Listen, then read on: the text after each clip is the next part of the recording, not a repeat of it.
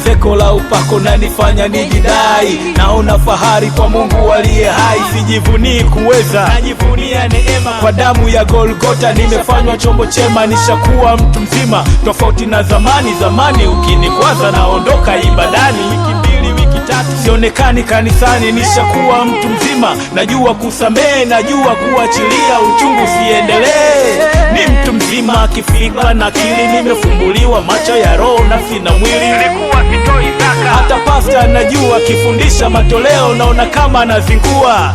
Nishakuwa silazimishi kutoa, kumtolea Mungu sifundishwi, nishajua. Maneno yapo siyaogopi na yapenda, kumpiga teke kobe ni kumsaidia kwenda. Ukubwa sio ndevu, ni wingi wa maarifa, ni akili so mabavu kuyatafuta maisha. Hata kiroho nimeanza kuota mvi, najituma kwenye huduma na vikwepa vishawishi. Let's go.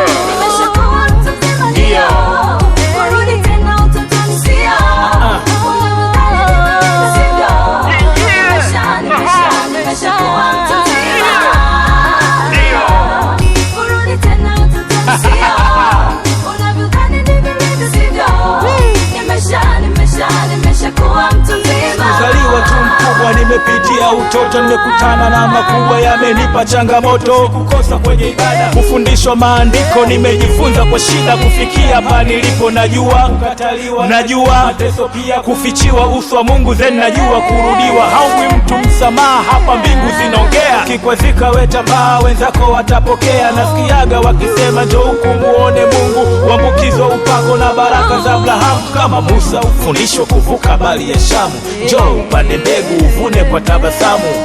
Hayo mambo yanafaa kwa vichanganisha, kuwa mtu mzima sikurupuki najipanga. Mungu wetu ana kambi popote anaonekana, mtafute kwa bidii madamu anapatikana. Alionekana jangwani kwenye wingu akashuka, haina haja ya kulia makanisa, uende huduma fulani ukatafute upako. Tulia hapo lipo, Mungu yuko hapo hapo, ukimwita anaitika. Sikio lake sio zito, kaa chonjo mtu mzima, hizi nyakati za mwisho. Let's go.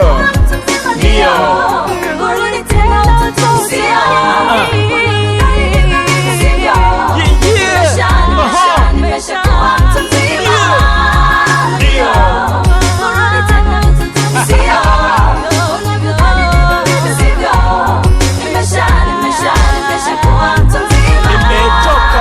bado naendelea, nisha kwa tayari. Usishangae nikiongea mateso ya Kalivari tena yatajirudia. Mimi swali Yesu, maisha nachekelea.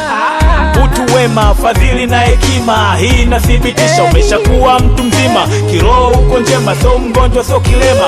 Wingi wa mafunuo tofauti na mtazamo, ni wakusanye wa Kristo, niandae kongamano, nipinge uonevu kwa kufanya maandamano. Nishakuwa hilo siungi mkono, najua maombi yangu ni zaidi ya maandamano. Furaha yangu ni kumjua Mungu, ila furaha ya mjinga ni fitina na majungu. Ndio